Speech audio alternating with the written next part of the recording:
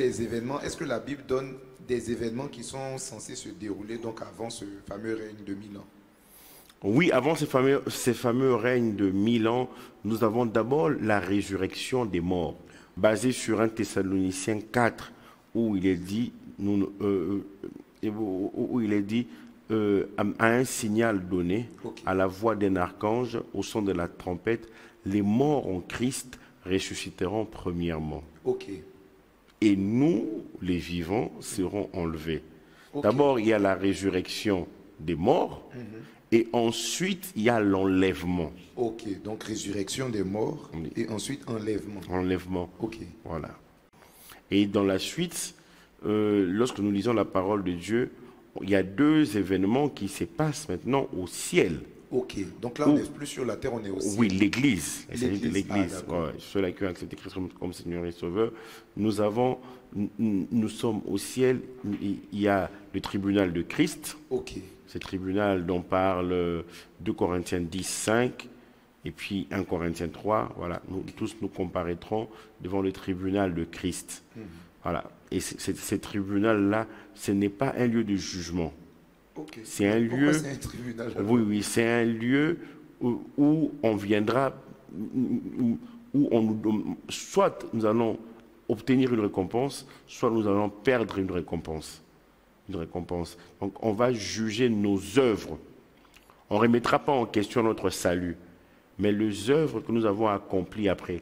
Eh bien, nous savons très bien que dans Éphésiens 2, 10, la Bible nous dit, car nous sommes son ouvrage, créé en Christ Jésus pour de bonnes œuvres que Dieu a préparées d'avance afin que nous les pratiquions. Si par exemple, moi, je vais dire comme ça, bon, je le souhaite, si j'ai accompli 100% de ces œuvres, ou même, je ne sais pas, 90, 95%, quelle sera l'issue? Et bon, si par exemple, un certain Bernard, bon, j'espère que c'est juste un exemple, si un certain Bernard accomplit par exemple, je ne sais pas, 10% ou bien 5%, bien qu'ayant été enlevé, dans ces deux cas-là, qu'est-ce qui peut arriver? Oui, d'abord, il faut savoir que ça dépendra des domaines. Il y aura des domaines où il y aura, entre guillemets, ce n'est pas forcément un jugement, mais nous allons comparaître. On dit que nous allons comparaître. Ok. On pourra regarder, par exemple, à notre vie de prière. Ok. Il y a beaucoup de passages là-dessus qui en parlent dans la Bible. On regardera ce qu'il en était de notre vie de prière. Parce que Jésus nous parle très bien dans la parole de Dieu que la prière a un double résultat. Ok. La prière est exaucée, la prière est aussi récompensée. Voilà, la motivation. Il regardera aussi à la motivation de nos cœurs. Or, la motivation, personne ne peut voir cela. On peut accomplir des bonnes œuvres, mais à l'intérieur, dans nos cœurs, dans nos pensées, c'était pour de mauvaises motivations. Et donc, pour chaque domaine, il y aura soit des pertes, des récompenses, soit la possibilité d'obtenir des récompenses. Ok. Vous avez dit qu'on sera récompensé notamment par rapport à la prière. Est-ce que ça sous-entend que, par exemple, un chrétien qui ne prie pas beaucoup dans ce domaine-là en particulier, il aura moins de récompenses dans ce domaine-là qu'un chrétien qui prie beaucoup? Non, dans les récompenses, si on regarde bien, à moins que je ne me trompe, mais dans la parole de Dieu, on nous dit qu'il y a ceux-là qui vont perdre. Ce n'est pas comme la récompense sera réduite. Non, attendez, 1 Corinthiens 3, okay. Je dois trouver le passage. Il ne faudrait pas qu'on puisse juste répondre comme ça. Il faut bien soutenir tout ce que nous disons avec la parole de Dieu. Amen. 1 Corinthiens 3, le verset 11. « Car personne ne peut poser un autre fondement que celui qui a été posé, savoir Jésus-Christ. Okay. Or, si quelqu'un bâtit sur ce fondement, avec de l'or, de l'argent, des pierres précieuses, du bois, du foin, du chaume, l'œuvre de chacun sera manifestée, car le jour la fera connaître. » Quand on parle du jour, c'est le jour du Seigneur. Okay. Le jour la fera connaître. La fera connaître parce qu'elle se révélera dans le feu. Et le feu éprouvera ce qu'est l'œuvre de chacun. Si l'œuvre bâtie par quelqu'un sur le fondement subsiste, il recevra une récompense. Ah, Si l'œuvre de quelqu'un est consumée, il perdra sa récompense. Il n'est pas dit que la récompense diminuera. Il perdra sa récompense. Pour lui, il sera sauvé, mais comme au travers du feu. shalom et à nouveau bienvenue dans Lumière sur mon sentier, ce programme dans lequel nous sommes affermis par la grâce de Dieu dans la parole de Dieu. C'est toujours un plaisir pour moi d'être avec vous. Alors, je me permets rapidement de vous rappeler de remplir le formulaire dont le lien s'affiche sur l'écran et le lien est également dans le chat et en commentaire, en description pardon, de la vidéo. Il nous permettra de nous améliorer pour offrir une émission de meilleure qualité parce que nous voulons servir de progrès en nous améliorant, servir le Seigneur auprès de vous. Deuxièmement, vous pouvez nous faire parvenir vos questions au plus tard ce vendredi, le vendredi 1er juillet. Toutes les questions qui concernent, qui tournent autour de la thématique de la vie après la mort, le retour de Jésus, l'enlèvement, toutes les questions que vous avez déjà posées par rapport au livre de l'Apocalypse quand vous l'avez lu. Et par la grâce de Dieu, nous y répondrons le dernier vendredi du mois de juillet. Alors, aujourd'hui, à nouveau, nous sommes avec le pasteur Philippe Chembo. Bonjour, pasteur. Bonjour, frère Johan. Comment est-ce que vous allez, pasteur? Ça va, le Seigneur fait grâce. Alors, pasteur, avant d'entrer dans le vif du sujet, comment vous abordez cette thématique? Je sais, vu que vous êtes mon pasteur, que vous avez déjà enseigné sur ce thème. Comment vous vous sentez à chaque fois que vous devez aborder ce genre de thème, la vie après la mort, le retour de Jésus, les derniers temps? Comment vous vous sentez à chaque fois? Il y a une prise de conscience, de se rendre compte que d'abord, nous sommes des passagers, nous sommes pèlerins sur la terre. Lorsqu'il s'agit de la mort, c'est un rappel. Dans le psaume 90, Moïse dit qu'un jour, il dira « Fils de l'homme, retournez ». Et quant aux événements des temps de la fin, voilà, et dans lesquels nous avons l'enlèvement et ensuite les différents événements qui vont se dérouler tout autour, ça me pousse encore de désirer le retour de ce Seigneur-là, de voir celui que j'ai tant aimé, de le voir pour la première fois. La dernière fois, la semaine dernière, lorsque nous étions en train de partager autour de cette thématique, j'ai ressenti la joie, et de mon côté, de votre côté aussi, de réaliser que un jour, vraiment, nos souffrances cesseront, nous allons être consolés, nous irons auprès du Seigneur. Et c'est vraiment la pensée que j'ai, c'est l'attitude que j'ai à chaque fois quand je me sens, quand je partage sur ce thème, je me sens directement concerné, comme dans tous les thèmes. Et ce thème est tellement important de toujours le rappeler aux enfants de Dieu. Amen. L'occasion pour moi de rappeler que donc, ce thème n'a pas pour but d'effrayer ou de vous pousser à vous inquiéter, mais bien entendu à faire le bon choix parce que la mort est certaine et la vie après la mort est également certaine. Alors, donc, rapidement, vous pourrez voir donc, sur l'écran un petit résumé de la chronologie dont on a parlé la dernière fois avec les quelques nuances, des perspectives pré-millénaristes, amillénaristes et post-millénaristes. Pour mieux comprendre ça, je vous suggère de suivre l'émission de la semaine dernière. Alors donc, aujourd'hui, nous allons zoomer sur le tribunal de Christ parce qu'on avait parlé du fait qu'il y allait avoir l'enlèvement de l'Église et qu'il y allait aussi avoir dans le ciel le tribunal de Christ. Alors, pasteur, d'entrée de jeu, justement, la Bible nous dit, je lis 2 Corinthiens 5, verset 10, la Bible nous dit « Car il nous faut tous comparaître devant le tribunal de Christ, afin que chacun reçoive selon le bien ou le mal qu'il aura fait, étant dans son corps. La Bible nous dit également dans Romains 8, verset 1, il n'y a donc maintenant aucune condamnation qui soit en Jésus-Christ. Alors la première question que j'ai envie de poser, est-ce qu'il n'y a pas là une contradiction? Parce qu'on nous dit que quand nous sommes en Jésus-Christ, il n'y a plus de condamnation. Et on avait dit la dernière fois que le tribunal de Christ, c'est pour ceux qui seront enlevés. Donc ceux qui justement sont en Jésus-Christ, pour lesquels il n'y a aucune condamnation. Mais pourquoi donc comparaître encore devant un tribunal? Est-ce qu'il y aura une condamnation là-bas ou... Il y aura aucune condamnation. Ok. Quand il dit il nous faut tous comparaître, comparaître là déjà signifie dans ce passage être dévoilé publiquement. Ok. Nous allons tous comparaître devant le tribunal de Christ. Les mots utilisés par tribunal là, littéralement signifient podium.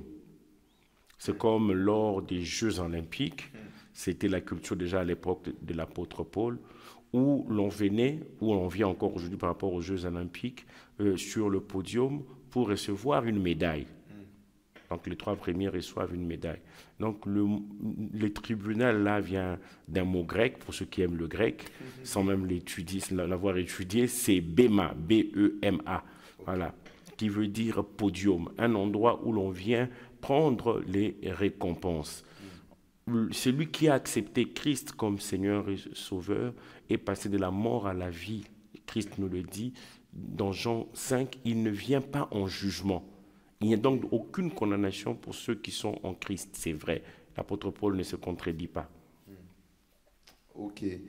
Alors, est-ce qu'il est aussi question de juger du salut ou bien, c'est vrai qu'on y avait déjà répondu la dernière fois, mais quand même à titre de rappel, surtout pour ceux qui n'ont pas forcément suivi l'émission de la dernière fois. Est-ce qu'il est question de juger ici du salut ou bien, je dirais, je ne sais pas, d'un meilleur salut ou bien d'un moindre salut ici? Non, pas du tout. Nous sommes sauvés par grâce. Ok. Nous sommes sauvés par grâce. Le salut ne sera pas remis en question. Ok. On va comparaître par rapport aux œuvres que nous aurions accomplies sur terre. Soit on aura l'approbation de Dieu par rapport à ces œuvres que nous avons accomplies après le salut. Soit ces œuvres-là seront désapprouvées. Ok. Ok. Alors, dans 1 Corinthiens 3, je lis à partir du verset 12. Or, si quelqu'un bâtit ce fondement avec de l'or, de l'argent, des pierres précieuses, du bois, du foin, du chaume, l'œuvre de chacun sera manifestée. Car le jour la fera connaître parce qu'elle se révélera dans le feu et le feu éprouvera ce qu'est l'œuvre de chacun. Si l'œuvre bâtie par quelqu'un sur le fondement subsiste, il recevra une récompense. Si l'œuvre de quelqu'un est consumée, il perdra sa récompense. Pour lui, il sera sauvé comme au travers du feu. Déjà, pasteur, de quel fondement ici il s'agit? Est-ce que chacun met son fondement ou bien... Non, c'est le fondement là, c'est Christ. Ok. C'est Christ. Personne ne peut poser notre fondement à savoir Christ. Ok. 1 Corinthiens 3, le fondement dont il est question, c'est Christ. Il est le fondement de notre salut. Ok. Et nous sommes amenés maintenant à bâtir sur ce fondement-là. Ok, donc c'est-à-dire que donc, le tribunal de Christ, il n'est que pour ceux qui ont posé Christ comme fondement. Exactement. Donc ça veut dire ceux qui sont en dehors de cette catégorie-là, il est impossible de comparer devant Christ. Ils ne pourront pas comparaître devant Christ. Ok. Alors, la Bible parle donc on dit or, argent, pierres précieuses, bois, foin, chaume. De quoi il est question ici? Est-ce qu'il est question de, bon, je suis chrétien, ensuite je dois chercher de l'or réellement ou bien du bois? De quoi il est question? Non, quand il parle de l'or, il parle de l'argent, il s'agit des choses qui ont une valeur éternelle. Ok. Et quand il parle du chaume, du bois, il est en train de parler des choses qui ont une valeur seulement terrestre, des choses de courte durée. Ah. Ok. Et il est bon pour nous de bâtir sur ce qui va demeurer, sur ce qui est éternel. Ok, donc si je comprends bien à la lecture de ce passage, ça veut dire que si on bâtit avec des choses qui sont, je dirais, qui ont une valeur purement terrestre, le feu va consumer. Le feu va consumer, il ne restera plus rien. Parce que l'œuvre de chacun passera par le feu. Or, lorsque l'or passe par le feu, l'or est épuré, l'or devient meilleur. Waouh! C'est vraiment une belle image. Alors, je me rappelle justement que la dernière fois, vous avez dit qu'il y a des domaines par rapport auxquels nous allons être éprouvés justement, qui vont déterminer si on reçoit notre récompense ou si on la perd. Avant peut-être d'entrer en détail dans chaque domaine, est-ce qu'on peut énumérer déjà les domaines dans lesquels nous serons jugés, je veux dire, au tribunal de Christ? D'abord, notre relation avec Dieu. Ok. Notre relation avec Dieu, notre motivation. Ok. Les œuvres ou nos actions que nous aurons à accomplir, ces choses-là seront jugées. Notre relation même avec l'argent. Ok. Notre relation avec l'argent. Est-ce que nous avons été bienveillants envers les autres par rapport à l'argent? Et ce que Dieu nous a donné comme intendance, comment avons-nous géré aussi ce qu'il nous a donné? Nous allons tous comparaître là-dessus par rapport à cela. L'apôtre Jacques même nous dit dans Jacques 3, verset 1, « Ne soyez pas prompts ou pressés de vouloir prêcher. » Il dit « Ceux qui enseignent seront jugés sévèrement. » C'est-à-dire il y a un jugement dans au tribunal de Christ pour les prédicateurs. Ah bon, pasteur? Oui. Donc, si je comprends bien, ça veut dire qu'il ne faudrait pas être, je vais dire ça comme ça, être trop zélé de vouloir prêcher. Il ne faut pas être trop zélé. Il y aura aussi notre manière de travailler, même dans les séculiers, au service. Comment travaillons-nous? C'est pas seulement des choses, je veux dire, spirituelles, non. Même la façon de travailler. Tous les domaines de notre vie passeront au crible. Waouh, Dieu est vraiment regardant à tout. Oui. Alors, comment avons-nous éduqué nos enfants? Tout. Waouh, ça alors, c'est très intéressant. Alors, essayons de creuser un peu par rapport à chacun des domaines. Vous avez parlé premièrement de notre relation avec Dieu. Est-ce qu'il y a un passage de la Bible qui nous montre justement que notre relation avec Dieu sera éprouvée pour être récompensée ou non? Oui, nous voyons d'abord dans Matthieu 6. Ok. Matthieu 6, le verset 6. Et nous voyons cela aussi dans Apocalypse chapitre 2, lorsque Christ parle à l'ange de l'église d'Éphèse. Okay. Dans Matthieu 6, verset 6, la Bible nous dit ceci. Quand tu pries, entre dans ta chambre, ferme ta porte et prie ton Père qui est là dans le lieu secret. Ton Père qui voit dans le secret te le rendra. Ok. Dans notre version, il est dit, te récompensera.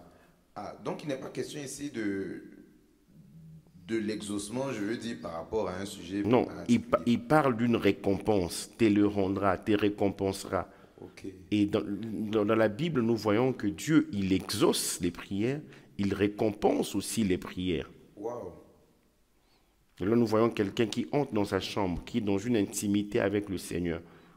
Au-delà des prières faites de demandes, c'est quelqu'un qui est en communion avec le Seigneur. Souvenez-vous de ce que Christ a dit à ces gens-là qui ont longtemps dit « Seigneur, Seigneur » et à la fin des temps, Christ leur dira « Je ne vous ai jamais connu. Éloignez-vous de moi, vous qui commettez l'iniquité. Je ne vous ai jamais connu.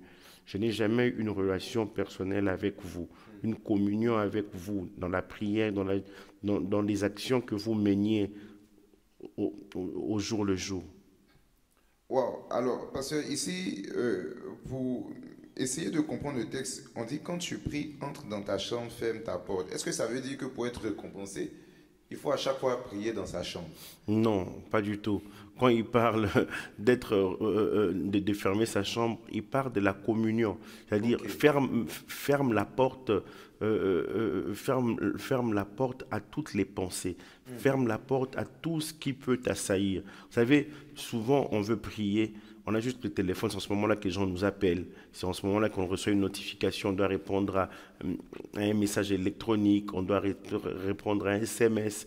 Donc, et nous devons fermer réellement la porte de notre chambre, la porte de nos pensées et entrer. Et on peut prendre ça de façon littérale. Il arrive aussi que nous puissions réellement nous recueillir dans un coin où nous sommes seuls à seul avec le Seigneur. D'accord, pasteur. Alors, vous venez quand même de donner un exemple très intéressant parce que ça parle vraiment au siècle dans lequel nous sommes. Est-ce que c'est une bonne chose, par exemple, je ne sais pas, je suis en train de prier et puis quelqu'un m'appelle, je ne sais pas, ma mère ou un de mes amis, et puis je décroche, bon, on ne sait jamais, peut-être que c'est urgent, peut-être même mon responsable de l'église ou bien mon pasteur m'appelle. Que faire par exemple dans ce genre de cas? A priori, il ne faut pas décrocher parce qu'on a pris un temps avec le Seigneur. Ok. Mais le Saint-Esprit peut nous conduire à nous dire de décrocher. Parce que voilà, ça peut être urgent et tout comme on ne doit pas décrocher parce que ça peut nous déstabiliser. Ça peut nous déstabiliser. Je me souviens une fois, j'ai senti que si je décrochais à cet appel-là, c'était une mauvaise nouvelle. Je n'avais pas besoin de cette mauvaise nouvelle à l'instant T. Je n'ai pas décroché. Okay. Et par la suite, j'ai reçu une note vocale et ce que je ressentais, ça s'est confirmé par cette note vocale. Wow. Donc, vous avez parlé justement du fait que si le Saint-Esprit nous dit, est-ce que ça sous-entend donc qu'il faut être sensible au Saint-Esprit quand il faut être sensible au Saint-Esprit, mais il est une chose à ne pas oublier pour nous qui sommes de ce siècle, de temps en temps, nous déconnecter du téléphone. J'aime souvent le dire, si autrefois jeûner c'était seulement ne pas manger, pour nous aujourd'hui jeûner nous devons inclure aussi le téléphone et tout ce qui va avec. Wow. Parce qu'aujourd'hui, vous allez voir un chrétien, il est en retard, il quitte la maison le dimanche, il arrive tout près de l'église. Il se rend juste quand il a oublié son téléphone, il retourne à la maison. Le téléphone le contrôle, certains même ont tellement peur qu'on tombe sur leur message qu'ils échangent sur le téléphone. Donc, le téléphone aujourd'hui contrôle les gens. J'aimerais lancer ce défi-là à quelqu'un de prendre un jour, aujourd'hui nous sommes mercredi, de prendre un jour avant dimanche, de mettre de côté le téléphone, de l'éteindre. Wow. Ça sera tellement difficile pour la personne. Mais faites cet exercice-là et prenez l'habitude de temps en temps de laisser de côté le téléphone. Wow. Alors justement, ça tombe bien parce que cette émission, ce n'est pas uniquement de la théorie. À vous qui nous suivez, c'est le défi qui nous est lancé avant ce dimanche, que chacun prenne un jour où il met son téléphone à part. Je pense que le thème dont nous parlons est vraiment important. Il s'agit des récompenses du tribunal de Christ. Un jour où tu mets ton téléphone de côté pour vraiment reconsidérer ta relation avec Dieu afin justement que ton œuvre subsiste au feu et que tu ne sois pas sauvé comme au travers du feu. Si quelqu'un s'engage à prendre ce défi-là, mettez dans le chat, j'y vais. Moi, en tout cas, d'ici le dimanche, je me prêterai à cet exercice. Alors, pasteur, juste avant de passer à l'autre domaine dont vous avez parlé, vous avez notamment parlé du fait qu'il faut justement fermer sa porte aux pensées. Si par exemple, bon, je donne cet exemple-là parce que bon, ça m'est déjà arrivé dans la vie. Est-ce que je peux prier tout en étant en train de réfléchir, d'essayer de planifier autre chose? C'est-à-dire, pendant que je suis en train de prier Dieu, je suis en train de planifier, par exemple, ce que je vais aller faire à la maison, peut-être ce que je dois cuisiner, ou bien essayer en même temps de réfléchir à un problème que j'ai eu pour voir la solution. Est-ce que, justement, dans l'optique de la récompense et tout ça, est-ce que c'est quelque chose qui cadre? Non, ça ne cadre pas.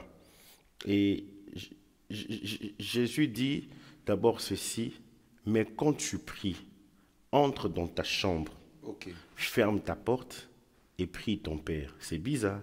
Ici, on a deux verbes ici, prier. Mais quand tu pries, c'est la première étape. Ok. Il arrive que dans cette première étape-là, on a plusieurs pensées, votre fille qui fait une dépression et tout. Ça, c'est quand tu pries. Tu t'arranges vraiment. Tu t'arranges pour que toutes ces choses, que tu mettes ça de côté. Ok. Ça peut te prendre même 15 minutes, 20 minutes. Wow. Entre dans ta chambre. Ok. Et dans la suite, il dit, prie ton Père. Quand tu pries, entre dans ta chambre. C'est déjà une première étape. Ok. Oui, oui. Donc ça veut dire entrer dans sa chambre, fermer la porte, ça fait même partie de la prière. Oui, même oui, aussi. oui. Ok. Je suis en train de fermer. Voilà, ça fait partie vraiment de la prière. Je ferme toutes les pensées qui m'assaillent. Je ferme la porte à ces pensées-là. Ok. Et puis il dit, prie ton Père Hmm. qui voit dans le secret. Et ce Père qui voit dans le secret te le rendra. Wow. Donc il est important que nous valorisions le temps que nous passons avec le Seigneur. C'est une première œuvre. Il tient vraiment à cela. Amen. Amen. Amen. Par la grâce de Dieu, nous y reviendrons dans le cadre d'une autre émission. C'est vraiment un point très important, la relation avec Dieu et la prière. Pasteur, vous avez parlé également d'un autre domaine dans lequel on sera, à propos duquel on va comparaître devant le tribunal de Christ, c'est notre caractère. De quoi il est question notamment ici, quand on dit notre caractère? Dans notre caractère, il est vrai qu'il y a plusieurs choses encore dans le caractère. Ok. Voilà. Beaucoup d'enseignants de la parole présentent le caractère comme étant le fruit de l'esprit. Le caractère de Christ en nous, le fruit de l'esprit. Et donc, quand on entre déjà dans ce domaine du caractère, il y a plusieurs aspects, mais j'en citerai juste quelques-uns. Dans le caractère, il y a la piété. Ok. La piété. C'est vrai que la piété pouvait être aussi dans la relation avec Dieu parce que la piété, c'est l'attachement. Donc la piété. Et dans Psaume 18, verset 21, le psalmiste David, lorsqu'il compose ce cantique, après que le Seigneur l'ait délivré de tous ses ennemis, il dit, l'Éternel m'a traité selon ma droiture. Il m'a rendu selon la pureté de mes mains. Wow. Il m'a rendu, il m'a récompensé Ok. selon la pureté de mes mains. Jérémie 32, verset 19. La Bible dit ceci. Tu es grand en conseil et puissant en action. Tu as les yeux ouverts sur toutes les voies des enfants des hommes pour rendre à chacun selon ses voies, selon le fruit de ses œuvres, pour rendre à chacun selon ses voies, selon ses œuvres. Il y a l'aspect de la piété, il y a aussi l'aspect des œuvres que nous devons accomplir. Ok. On reviendra là-dessus dans un autre domaine. D'accord, pasteur. Alors, Nous avons aussi notre intégrité, Ok. donc la piété. Voilà, allez-y. Alors, vous avez dit que de façon générale, c'est le fruit de l'esprit. Bon, par exemple, dans le fruit de l'esprit, il y a la patience. Il y a certains chrétiens qui aujourd'hui, par exemple, disent que ah bon, moi je ne sais pas être patient, hein, moi vraiment j'aime que les choses se fassent vite. Est-ce que ça sous-entend que un chrétien doit se donner pour défi d'être patient? Est-ce que on peut pas tolérer que bon, oui, bon, je suis fidèle. Bon, si je suis un peu impatient, bon, c'est pas grave. Quand j'étais très jeune, j'ai écouté mon pasteur enseigner sur le fruit de l'esprit. Il nous avait d'abord dit, ce n'est pas les fruits de l'esprit, Ok. mais c'est le fruit de l'esprit. Il faut produire tout le fruit, pas une partie, pas juste un quartier, tout le fruit. Wow. Il dit, soit vous produisez le fruit, soit vous ne produisez rien du tout. Ça m'avait touché. Donc si je manque de patience, je dois demander au Seigneur, je dois faire un effort. Le Saint-Esprit va m'aider dans cette quête de la patience pour que je devienne patient. Amen. Amen. Vous avez, là, avec ce que vous venez de dire, bon, je réalise que, donc, on doit travailler sur notre caractère, pas d'abord pour faire plaisir aux gens, mais pour Dieu en vue de la récompense que nous aurons au ciel. Oui, en vue de la récompense que nous aurons au ciel, mais déjà ici sur terre, si nous développons ces aspects du fruit de l'esprit, nous serons déjà heureux ici sur terre. On ne va pas attendre le ciel. L'amour, la paix, la joie, la patience, la bonté, la bienveillance, la douceur, la fidélité, la maîtrise de soi. L'apôtre Paul même ajoute en disant la loi n'est pas contre ces choses. Quand vous lisez dans plusieurs versions, aucune loi ne peut refuser quoi que ce soit à une personne qui développe ces 9 aspects du fruit de l'esprit. Wow, amen. Même le plus méchant des hommes, il se dira non, cette personne-là est particulière. Wow, effectivement, aucune loi n'est contre ces choses. Parce que est-ce qu'il y a encore d'autres aspects qui concernent le caractère? Notre intégrité, j'ai dit, dans 1 Samuel 26, verset 23, le psalmiste David dit « L'Éternel rendra à chacun selon la justice, selon sa justice et sa fidélité. Rendra à chacun selon son intégrité, selon sa justice et sa fidélité. » Plutôt, c'est Saül même qui dit « Car l'Éternel t'avait livré aujourd'hui entre mes mains et je n'ai pas voulu porter... » Non, c'est David. Pour porter la main sur loin de l'Éternel. Rendra à chacun selon sa justice et sa fidélité. Wow. Donc je mets ça ensemble dans le caractère. On peut séparer aussi. Dieu regardera à notre fidélité et regardera aussi à notre justice. Est-ce que donc ça veut dire concrètement que si un chrétien n'est pas fidèle dans ce qu'il fait, il peut perdre sa récompense? Il peut perdre sa récompense. Wow. Perdre sa récompense. C'est fort ce que vous dites, ou du moins ce que la Bible dit, parce que c'est la Bible qui le dit. Toujours dans ce domaine-là, nous avons aussi l'humilité. Voilà. Notre humilité aussi sera éprouvée. Wow. La Bible nous dit dans Luc 14, verset 11, quiconque cherchera à s'élever, sera abaissé. Et quiconque s'abaisse sera élevé. Et quand le Seigneur il élève, il récompense toujours. Amen. Wow. Est-ce qu'il y a un autre élément que vous pourriez nous partager aussi, toujours concernant le caractère? Il y a nos paroles aussi. Nos paroles, vous savez, nos paroles reflètent aussi qui nous sommes, notre caractère. Voilà. Et la Bible nous dit, c'est Jésus qui parle, qu'au jour du jugement, chacun rendra compte. Matthieu 12, 36 à 37. Je vous l'ai dit, au jour du jugement, les hommes rendront compte de toute parole vaine qu'ils auront proférée. Wow. Car par tes paroles, tu seras justifié, par tes paroles, tu seras condamné. De toute parole vaine qu'ils auront proférée. Vous voyez, c'est juste des paroles comme ça. Tu dis, bon, non, j'ai blagué, non, ne prends pas ça à cœur. Wow, vraiment. J'ai un exemple en tête. Bon, il y a des gens, par exemple, qui aiment jouer avec le nom de Dieu, qui aiment faire des plaisanteries sur Dieu. Est-ce que... Il faut faire très attention.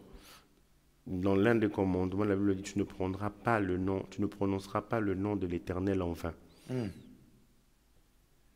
Donc, ça veut dire que bon, même pour blaguer, on ne doit pas... Non. Wow. Je pense que nous devons vraiment prendre cette parole au sérieux parce que, comme la Bible le dit justement, le pasteur vient de mentionner ce passage, nous allons rendre compte de toutes les paroles vaines que nous aurons proférées. Donc là, nous avons parlé de la relation avec Dieu, du caractère. Pasteur, vous avez parlé aussi du service que nous allons rendre à l'Église. Le service que nous rendons à l'Église, Hébreux 6 nous dit, car Dieu n'est pas injuste pour oublier tout le travail et l'amour que vous avez montré pour son nom, ayant rendu et rendant encore des services aux saints. Dieu n'est pas injuste pour oublier. Comme il n'est pas injuste pour oublier, il va récompenser notre service. À chaque fois, on nous dit dans la Bible que Dieu se souvient il récompense. Il s'est souvenu de Anne, il lui a donné Samuel. Quand Dieu s'est souvenu de son alliance avec Abraham, il a envoyé Moïse sortir Israël de l'Égypte. Wow. Vous voyez, quand on lit des passages comme ça, là, on réfléchit en fonction de la parole de Dieu. On ne va pas au-delà juste par plaisir, non. On regarde, c'est un principe qui est établi. Ah, d'accord. Donc quand Dieu n'oublie pas, il se souvient, cela veut dire qu'il y a une récompense attachée à son souvenir. Amen. Donc toi qui sers le Seigneur, sache qu'il y aura une récompense pour toi au ciel. Amen. Alors, pasteur, est-ce que donc cette récompense qui est attachée au service dépend, je ne sais pas, par exemple, du nombre de personnes qu'il y a dans l'église ou bien, je ne sais pas, de la beauté de l'édifice? Est-ce que ceux qui servent le Seigneur, par exemple, dans une église de 10 membres qui est dans l'appartement de l'un des membres, est-ce qu'ils auront une plus petite récompense que ceux qui sont dans ce qu'on appelle aujourd'hui une méga church? Non, ils auront une récompense. La Bible nous dit dans 1 Corinthiens 3, verset 8, c'est lui qui plante et c'est lui qui arrose sont égaux. Vous voyez, c'est lui qui plante. On ne le voit pas forcément. Mais on dit c'est lui qui plante et c'est lui qui arrose sont égaux. Wow. Et chacun recevra sa propre récompense selon son propre travail. Wow. Selon son propre travail. Tu balayes, tu vas nettoyer les toilettes, les gens ont laissé la saleté, tu veux rendre propre. Le Seigneur dit que tu auras ta propre récompense selon ton propre travail. Wow. Alors, parce que peut-être pour prendre un exemple plus terre à terre, est-ce que ça sous-entend que si justement quelqu'un qui nettoie l'église, dans son église, bon, on ne le voit pas, il fait une tâche, je vais dire, vile aux yeux des hommes, mais qui fait ça très bien, est-ce que lui, il sera récompensé au détriment de, par exemple, un chantre qui est, bon, les chantres sont les stars dans les églises, mais qui néglige, par exemple, son office de chantre? Est-ce que celui qui est dans l'ombre et qui fait ça avec qualité, il sera récompensé? Il sera plus récompensé. Waouh! Mais aux yeux des hommes, oui, le chantre, c'est... En termes de récompense, on sera vraiment étonné. Waouh! Oui. Il peut même être récompensé plus que le pasteur. Sérieusement, pasteur? Waouh! Ce que vous dites, c'est vraiment fort. Donc, ça sous-entend que le service à l'église, quel que soit ce qu'on fait, est-ce que c'est juste que je dise que la motivation avec laquelle on sert pèse beaucoup dans... La motivation pèse beaucoup, la motivation, notre attitude. Il y a dans Jérémie 17, le verset 10, là, dans le service à l'église, on doit voir, Dieu regardera à nos motivations et même à notre attitude. Dans Jérémie 17, 10, il dit, moi l'Éternel, j'éprouve les cœurs, je sonde les reins, pour rendre à chacun selon ses voies, selon le fruit de ses œuvres. Il éprouve. Wow. Wow. Et ne soyons pas impressionnés par ce que nous voyons. Dieu regarde au cœur. C'est un principe qu'il a établi, il a énoncé avec le prophète Samuel. Il suit ce principe-là. Dans 1 Corinthiens chapitre 4, versets 3 à 5, l'apôtre Paul dit quelque chose de merveilleux. Il dit, pour moi, il m'importe fort peu d'être jugé par vous ou par un tribunal humain. Ça lui importait peu. Je ne me juge pas non plus moi-même, car je me sens coupable de rien. C'est ce qu'il dit. Au verset 4, il dit, mais ce n'est pas pour cela que je suis justifié. Celui qui me juge, c'est le Seigneur. C'est pourquoi n'est jugé de rien avant le temps. Il n'est jugé de rien avant le temps, jusqu'à ce que vienne le Seigneur. N'est jugé de rien avant le temps. Oh non, ça a été vraiment des obsèques. Waouh, de ce grand serviteur de Dieu. Quand on a mentionné, il a prêché l'évangile dans tous les pays du monde. Il a foulé les pieds de tous les pays du monde. Il dit, ne jugez rien avant le temps, jusqu'à ce que vienne le Seigneur, qui mettra en lumière ce qui est caché dans les ténèbres et qui manifestera les desseins des cœurs. Alors chacun recevra de Dieu la louange qui lui sera due. Enfant, il n'y avait pas des grands écrans comme aujourd'hui sophistiqués, mais il arrivait quand même que on est dans les campagnes d'évangélisation où on projetait quand même. On projetait avec les moyens de l'époque. Et très souvent, on nous disait qu'au ciel, réellement, il y aura un écran qui sera là, projeté, où on verra l'œuvre de chacun. Ce qu'il y avait dans le cœur, c'est réellement ce qu'il y avait dans le cœur.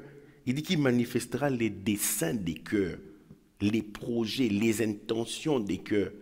Il dit alors, chacun recevra de Dieu la louange qui lui sera due. Vous savez, quand on regardait comme c'est qu'on rentrait à la maison, on avait même peur. On s'est dit, ah, telle chose que j'ai fait aujourd'hui, là, vraiment, tout le monde le verra. Tout ce que j'ai fait en cachette. Vous savez, ça communique quand même la crainte de Dieu. Voilà, on s'est dit, je dois faire attention. Même ce que j'ai dit concernant quelqu'un, ce jour-là, la personne saura. Aujourd'hui, tu dis, non, non, cache-moi, ne dis pas que c'est moi qui t'ai dit. Mais ce jour révélera les desseins des cœurs. Waouh. Waouh. Waouh. C'est vraiment fort ça. Qui mettra en lumière ce qui est caché dans les ténèbres et qui manifestera les desseins des cœurs. Oh, pasteur, alors avant de passer au prochain domaine des récompenses, pasteur, est-ce que vous pouvez adresser un message aux gens qui servent à l'église, aux gens qui se sont engagés dans le service? Est-ce que vous pouvez leur dire quelque chose en particulier? Faites tout avec amour, mes frères et sœurs. Le Seigneur regarde à votre attitude. Le Seigneur, ce que le Seigneur veut de vous, mes frères et sœurs, c'est l'obéissance et la soumission à Dieu. L'obéissance et la soumission à l'autorité que Dieu a placée. Et c'est vraiment important. Dans Hébreux 13, la Bible est claire là-dessus. La Bible dit, obéissez à vos conducteurs et soyez leur soumis. Parce qu'ils travaillent pour l'œuvre de Dieu. Il ne faudrait pas qu'ils se plaignent par rapport à vous. Cela ne vous sera d'aucun avantage. Posez-vous la question, quand votre pasteur pense à vous, pense de vous, votre nom traverse son esprit. Est-ce que c'est quelque chose de bon ou quelque chose de mauvais? Vous pouvez savoir. Je me rappelle, il y a quelques années, quelqu'un m'a appelé, pleurant au téléphone. La personne était en train de pleurer. Je ne comprenais pas. La personne, après plusieurs années, a pu être ferme dans la foi, exerçant un ministère auprès des jeunes. La personne pleurait, me disait, quand je vois tout ce que ces jeunes-là me font, je dois les suivre à chaque fois, tous les scandales que je vois. Et la personne dit, je viens aujourd'hui vous demander pardon. Je réalise tout ce que je vous ai fait subir. Je me suis dit, donc, c'est cette douleur que vous avez portée depuis toutes ces années à cause de moi. La personne pleurait. La personne pleurait. Je dis, bon, moi, je n'ai rien contre toi. La personne a juste réalisé. Donc, toi qui tu n'as jamais été dans une position de direction, de leadership, c'est facile de critiquer ton responsable. C'est facile de dire, oh non, moi je viens, je fais ce qu'on me demande, et puis c'est tout. Le reste, là, ça ne me concerne pas. Non, c'est une mauvaise attitude. Je fais ce qu'on me demande. Ah, si on me demande de porter une telle tenue et tout ça là, à la louange ou à l'accueil, je respecte. Je n'émets aucun avis. Et puis c'est tout. Allez, on s'est dit au revoir. On n'est pas venu dans l'église ici pour faire ami avec les gens. Et vous devez faire très attention. Vous devez voir vos motivations. Le Seigneur, il les connaît. Il les connaît. Donc, vous devez prendre au sérieux ce que vous faites pour le Seigneur. Amen. Amen. Merci beaucoup, pasteur. Merci, pasteur. Alors, nous poursuivons. Je rappelle que nous sommes en train de parler du tribunal de Christ et nous sommes en train de parler des domaines dans lesquels, justement, nous obtiendrons ou perdrons des récompenses selon ce que nous aurons fait. Pasteur, vous avez mentionné notre rapport vis-à-vis de l'argent et de nos biens matériels.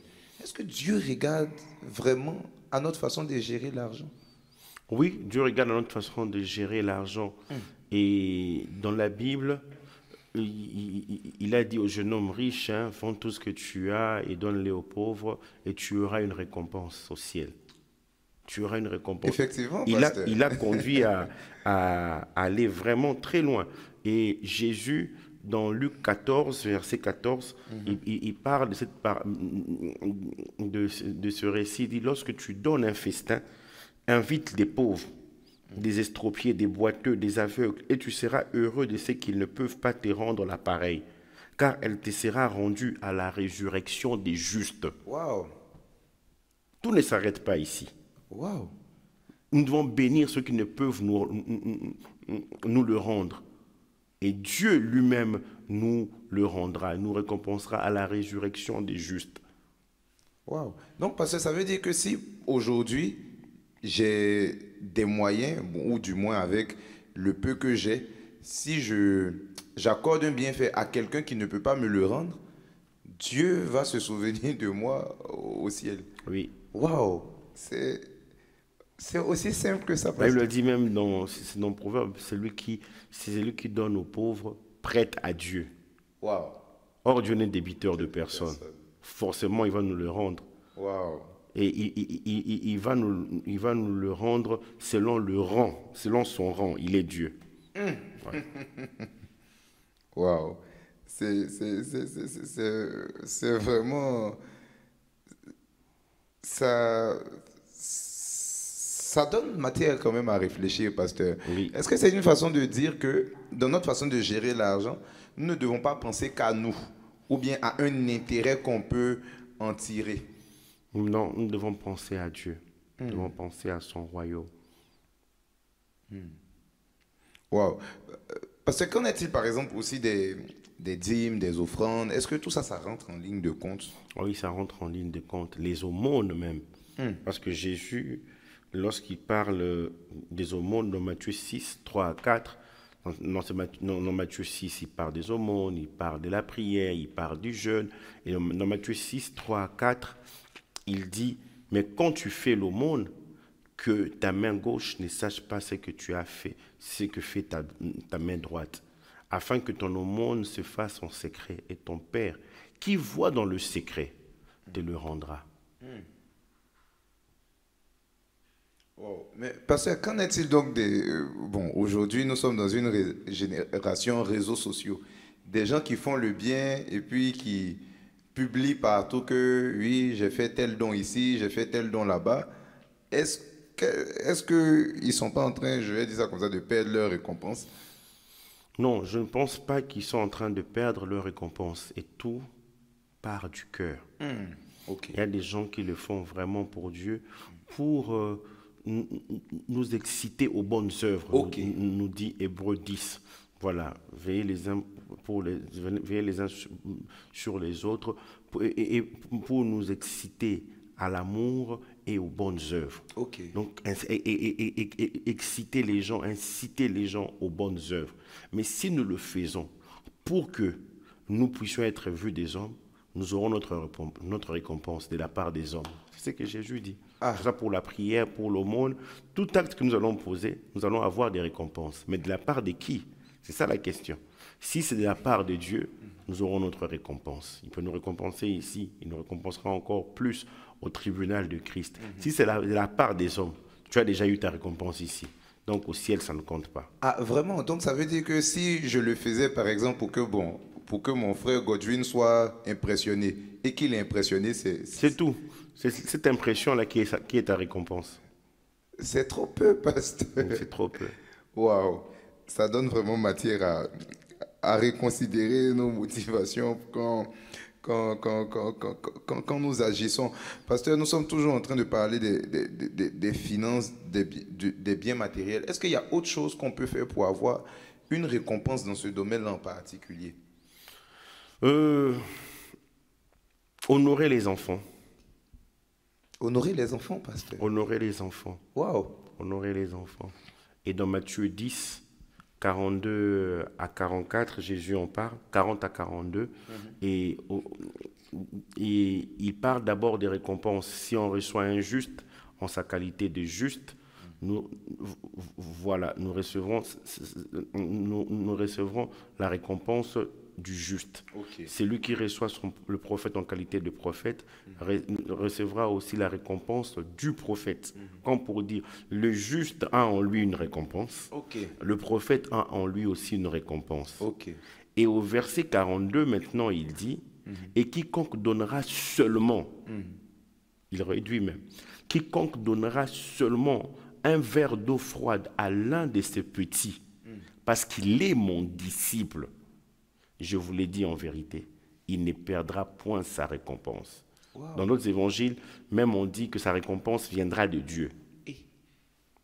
Parce que l'enfant ne pourra pas nous le rendre. C'est sûr. Comment est-ce que nous traitons nos enfants à la maison? Comment est-ce que nous traitons nos enfants lorsqu'ils viennent à l'église? Est-ce qu'on les voit comme des gens qui font du bruit? Non. Peut-être ce que tu appelles le bruit, c'est une louange à l'Éternel. Par la bouche des petits, il a su tirer la louange. Wow. Et c'est un domaine où nous recevrons une récompense aussi, la façon dont nous traitons les enfants. Wow. Parce que vraiment, tout ce que vous êtes en train de dire aujourd'hui, ça brise vraiment certains codes Oui, de notre époque, malheureusement, même dans l'Église. Parce que là, vous êtes en train de dire qu'il faut savoir prendre soin des enfants, alors que, bon, malheureusement, les enfants sont quelquefois négligés dans les églises. les enfants sont quelquefois négligés. Une fois, j'ai fait une formation pour les enseignants des enfants, les bergers, des agneaux, et je leur disais, si je vous demande que vous allez prêcher devant les adultes dans 2 semaines, 3 semaines, comment allez-vous vous préparer? Mais est-ce que vous allez vous préparer de la même manière quand vous allez enseigner aux enfants? Wow. Je les poussais, je les incitais à prendre au sérieux leur préparation, lorsqu'ils préparent les leçons, lorsqu'ils préparent les enseignements, lorsqu'ils préparent les prédications pour les enfants. Et même la salle des enfants doit être propre, doit être présentable. On ne doit pas faire n'importe quoi dans la salle des enfants. C'est des enfants, ces enfants, nous les accueillons. Chaque enfant vient avec une bénédiction de Christ, vient avec une récompense de Christ. Wow. Et vous savez, ça ne date pas d'aujourd'hui. Les disciples aussi ne voulaient pas que Christ reçoive ces enfants-là. Ok. On lui amena les enfants pour qu'il les bénisse. Les disciples ont voulu empêcher ces enfants d'aller vers le maître. Donc c'est une mentalité que l'homme a, de négliger ce qui est petit. Jésus a dit, laissez venir à moi les petits enfants, car le royaume de Dieu est pour ceux qui leur ressemblent. Wow. Amen. Amen. C'est vraiment fort. L'occasion pour moi de dire merci à Dieu, notamment pour mes parents qui m'ont annoncé l'évangile dès mon plus jeune âge, qui n'ont pas attendu que je sois un adolescent ou que j'ai cet âge-là pour me parler de Jésus. Et également les moniteurs et monitrices que j'ai eus, que Dieu vous bénisse. Merci pour le grand bien que vous m'avez fait. Parce que avant de passer à un autre domaine, aujourd'hui, il y a beaucoup de polémiques sur l'argent que les serviteurs de Dieu reçoivent des brebis. Est-ce que c'est une bonne chose qu'une brebis donne de l'argent à son pasteur, c'est-à-dire juste parce qu'elle a envie de le bénir financièrement, parce qu'elle a envie de répondre à un besoin? Est-ce que c'est une bonne chose qu'un chrétien sème financièrement dans la vie d'un serviteur de Dieu? Bon, la Bible en parle dans les évangiles. Christ, notre modèle, dans Luc 8, 1 à 3, était accompagné de ces femmes pour qui il avait prié. Les démons sont sortis dans la vie de ces femmes. On voit souvent plus Marie de Magdala, mais on dit clairement qu'il avait chassé les démons dans la vie de ces femmes-là. Ok. Voilà. On dit des femmes qui avaient été guéries d'esprits malins. Ah, ok. Donc, et c'était de pas seulement maladies. C'était pas seulement Marie de Magdala. Pour Marie de Magdala, on a précisé de laquelle étaient sortis 7 démons. Ok. Mais les autres femmes là aussi, Ok. voilà, avaient des démons et Christ les a délivrés. Et on nous parle de Chouza, intendant, Jeanne, la femme de Chouza, intendant d'Hérode, Suzanne et plusieurs autres qui l'assistaient de leurs biens. Qui l'assistaient de leurs biens. Et là, nous sommes dans le Nouveau Testament. L'apôtre Paul va même plus loin. Dans 1 Corinthiens 9, il dit, nous avons semé les biens spirituels. Ce n'est que normal, je paraphrase, que nous puissions récolter des biens temporels. Ok. Voilà, c'est bien temporel. Quand vous suivez très bien la structure de ce passage d'1 Corinthiens 9, il s'agit, voilà, nous l'avons sur l'écran, 1 Corinthiens 9, verset 11. Si nous avons semé parmi vous les biens spirituels, est-ce une grosse affaire que si nous moissonnons vos biens temporels? C'est rien du tout. Ces biens temporels sont passagers. Ces biens temporels sont passagers. Et la Bible nous parle dans 3 Jean, si ma mémoire est bonne, où l'apôtre Jean demande à ce qu'on pourvoie au déplacement des Zénas, les docteurs de la loi. Wow. Il demandait aux frères de pourvoir à ces déplacements. Et dans l'Ancien Testament, il y a tellement d'exemples. Donc, j'ai préféré m'arrêter dans le Nouveau Testament. D'accord, pasteur. Alors, est-ce qu'on sera donc récompensé? Oui. Parce que, bon, là, on vient de voir que c'est une bonne chose à faire, contrairement à ce que beaucoup de gens disent sur les réseaux sociaux. Mais est-ce qu'on sera récompensé par Dieu? On sera récompensé par Dieu. Je pense déjà même, la récompense commence d'abord ici. Ok. Vous savez, l'homme est tellement attaché aux biens et autres. Et à chaque fois qu'il donne, il se libère. Il se libère de cet attachement-là. Et la Bible nous parle de Paul dans Philippiens 4. J'ai reçu à 2 reprises ce que vous m'avez envoyé par Épaphrodite. Et il dit, je n'ai manqué de rien. Voilà, j'ai été comblé.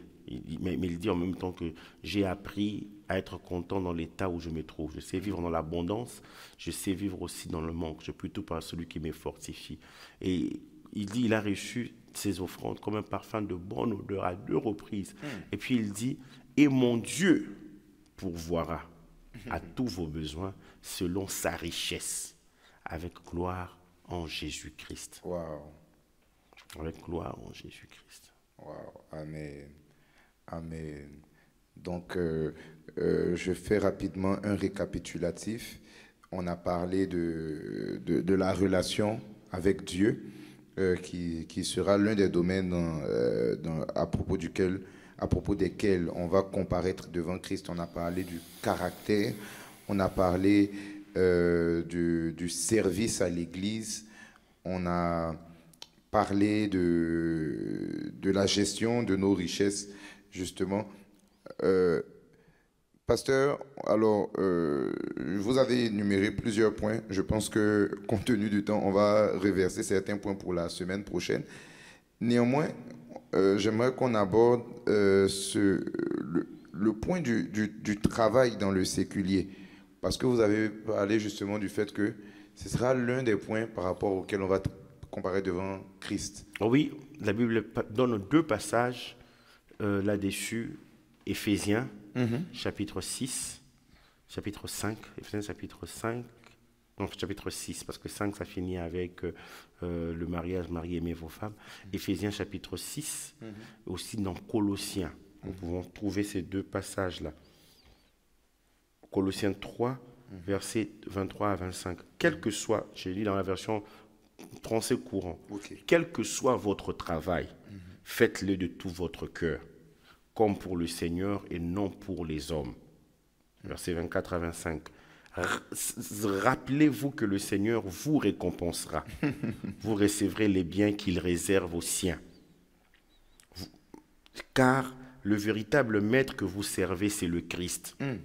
Donc quand tu vas au travail, frère Johan, peu importe leur façon de se comporter avec toi, tu vas te dire, je suis en train de servir Christ. Wow. Tu ne régales pas ton patron qui signe l'ordre de virement chaque mois pour ton salaire. Non. il faut regarder au Seigneur, car le véritable maître que vous servez, c'est le Christ. Au verset 25, mais celui qui fait le mal en subira les conséquences, car Dieu n'avantage personne. Rappelez-vous que le Seigneur vous récompensera. C'est fort ça. Surtout que ce qui m'a vraiment retenu, pasteur, c'est au début du passage, on dit quel que soit votre travail. Quel que soit votre travail. Donc, même un menuisier, s'il est fidèle, Dieu va le récompenser. Un menuisier, un couturier qui travaille sous quelqu'un, il doit bien travailler. Waouh! C'est... Permettez-moi de poser la question comme ça parce que peut-être que ça va paraître, entre guillemets, bête de le dire ainsi, mais je crois que quelque part, c'est une mentalité que les chrétiens ont. Est-ce que Dieu n'est pas seulement à l'église? Non, Dieu est partout. Dieu est partout. Est-ce que Dieu ne regarde pas seulement ce qu'on fait à l'église? Il regarde tout. Waouh! Admettons que tu t'habilles bien seulement à l'église. Par exemple? Quand tu es au dehors, tu t'habilles mal. Parce que, bon, quand même, à l'église, il y a des règles. On dit Oui. qu'il ne faut pas porter certains types d'habits. Il faut que les sœurs, il faut que ce soit... Oui. Or, Est-ce qu'elles n'ont pas, entre guillemets, la liberté de porter ce qu'elles veulent? elles ont la liberté de porter ce qu'elles veulent. Et même les hommes aussi ont la liberté de porter ce qu'ils veulent.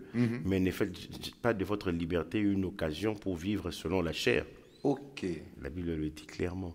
Et donc, nous devons comprendre que les 4 murs sont là pour nous équiper. Ok. Mais c'est nous qui formons l'Église. Partout où nous passons, nous représentons, nous sommes ambassadeurs de Christ. Ok. Un prince, il est prince partout. Une princesse est princesse partout. Ce n'est pas qu'au palais royal, il est prince partout. Donc, nous devons réaliser cela. Je me rappelle, il y a quelques années, j'étais même étudiant, il y avait un des princes d'Angleterre qui était dans une soirée dansante et qui avait porté une chemise avec la croix gammée. Wow. C'est passé aux médias, les gens ont critiqué comment un prince qui peut faire ça. Pour les autres, ça pouvait passer inaperçu. Mais du moment où c'est un prétendant au trône, on fait attention. Et nous aussi, nous sommes enfants de Dieu. Pour les autres, ça peut passer. Mais pour nous, ça ne peut pas passer. Waouh. Waouh. Pour les autres, ça peut passer. Mais pour nous, ça ne peut pas passer. Et je crois que c'est vraiment sur cette phrase-là que nous allons prendre congé les uns des autres. Nous allons continuer donc la semaine prochaine sur le tribunal de Christ. Et vraiment, c'est la dernière phrase que le pasteur vient de dire que je retiens. Pour les autres, ça peut passer, mais pour nous, ça ne peut pas passer. Il est vraiment important pour nous, en tant qu'enfants de Dieu, de garder à l'esprit que nous ne devons pas nous comporter comme les autres. Nous ne devons pas avoir de la complaisance dans notre manière de vivre. Aujourd'hui, on a notamment parlé de la relation avec Dieu.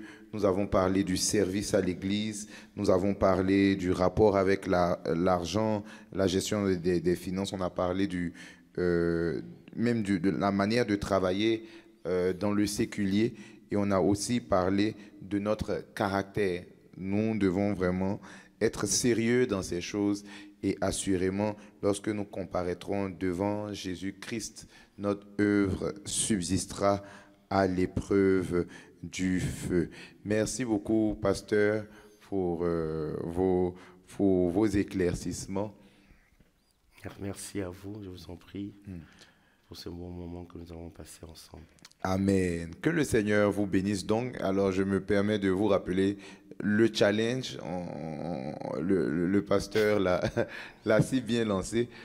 Avant le dimanche, bien-aimé, mon frère, ma soeur, prends une journée où tu te déconnectes de ton téléphone, où tu te déconnectes totalement pour passer un temps de qualité avec Dieu, pour réévaluer ta relation avec lui. J'espère que vous serez fidèles dans ce challenge. Moi, en tout cas, j'y serai fidèle. J'avoue que, à titre de témoignage personnel, il m'est arrivé quelquefois de le faire et franchement, qu'est-ce que ça fait du bien d'éteindre un moment donné son téléphone et puis de passer du temps avec le Seigneur, sachant que rien ne viendra vous déranger. Donc, le défi est lancé. Que le Seigneur vous bénisse. Rappelez-vous que vous pouvez toujours nous faire parvenir vos questions. Je suis sûr que vous avez vraiment beaucoup de questions. C'est sûr qu'on ne peut pas éplucher toutes les questions en 1 heure de temps. Donc, faites-nous parvenir vos questions via le numéro qui s'affiche sur l'écran et par la grâce de Dieu, nous allons pouvoir y répondre durant la dernière émission du mois de juillet. Que le Seigneur vous bénisse et que sa grâce affermisse vos cœurs. Shalom.